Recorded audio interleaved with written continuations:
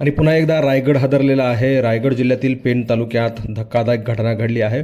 रायगड जिल्ह्याच्या भारतीय जनता पार्टीच्या महिला आघाडीच्या नेत्या वंदना म्हात्रे यांच्या मुलाने अल्पवयीन मुलीवर अत्याचार केल्याची धक्कादायक घटना घडली आहे।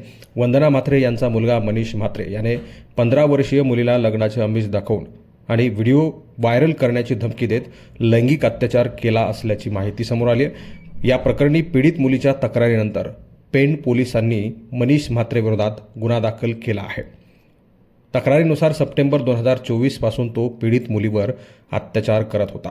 मिळालेल्या माहितीनुसार रायगड जिल्हा भाजप महिला सरचिटणीस आणि रायगड जिल्हा शांतता कमिटीच्या सदस्या वंदना म्हात्रे यांचा मुलगा मनीष म्हात्रे पोलिसांनी अटक केला आहे।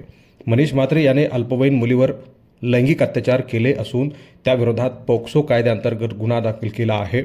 पेण पोलिसांनी ही कारवाई केली आहे। या घटनेमुळे रायगडमध्ये खळबळ उडाली आहे।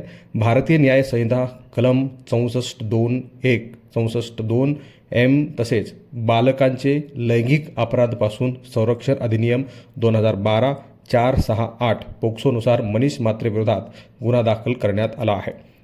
पीडित मुलगी आणि मनीष याची स्नॅपचॅटवर मे 2024 मध्ये ओळख झाली होती।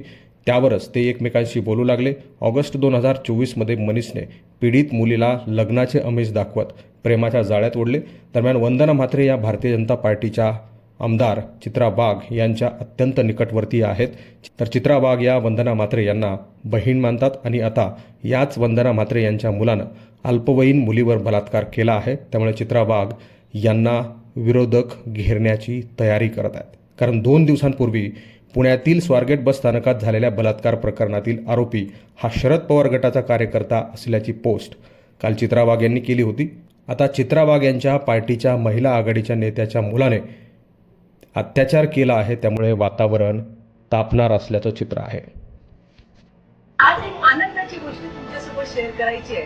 ही आहे आमची वंदना म्हात्रे, भारतीय जनता पार्टी महिला मोर्चाची चिटणीस म्हणून काम करते आणि पेण तालुक्यातल्या जवळपास 26 ग्रामपंचायतीमध्ये अगदी ग्रास रूटला जाऊन त्या ठिकाणी काम करत असते। जे काही शासनाच्या योजना आहेत त्या गोरगरिबांपर्यंत पोहोचवण्याचं काम वंदना खूप चांगल्या आणि प्रभावी पद्धतीने करते। तिच्या या कामाची दखल घेत आज माझ्या या गोड मैत्रिणीला कोकण कन्या पुरस्कार मिळणार आहे आणि त्याबद्दल तिचं मनापासून मी अभिनंदन करते। आज संपूर्ण टीम आमची दक्षिण रायगडची या ठिकाणी उपस्थित आहे। आमच्या सगळ्यांकडनं वंदनाचं मनपूर्वक आणि हार्दिक असं अभिनंदन आहे। वंदना